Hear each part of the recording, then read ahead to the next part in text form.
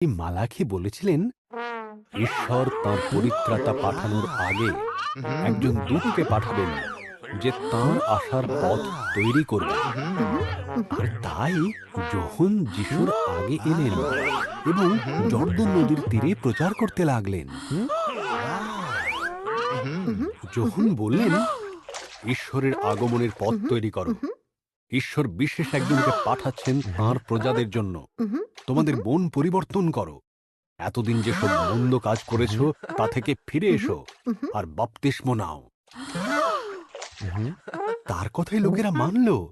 তারা জিজ্ঞাসা করল, তুমি কি সে ব্যক্তি? যখন বললেন, না, আমি তার চটি নিয়ে যাওয়ারও যোগ্য নই। তিনি আশ্চর্য সব কাজ করবেন, তোমরা দেখবে। যিশু যোহনের কাছে বাপ্তিস্ম নিতে এলেন। তাকে দেখে যোহন বললেন, ওই দেখো ঈশ্বরের মেষশাবক, যিনি জগতের পাপ বহন করে নিয়ে যান।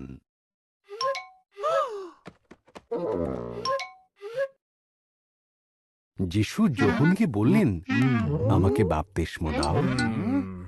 যোহন বললেন, না। যিশু বললেন, আমাকে তোমার থেকে বাপ্তিস্ম নিতে হবে। আমাকে বিশ্বাস করো, এটাই সঠিক কাজ হবে। তখন যোহন যিশুকে বাপ্তিস্ম দিলেন। ঈশ্বরের আত্মা এক পায়রার রূপ ধরে তাঁর উপর নেমে এলো। ঈশ্বর বললেন, এই আমার পুত্র, আমি তাকে ভালোবাসি। সে আমাকে সকল সময় খুশি রাখে।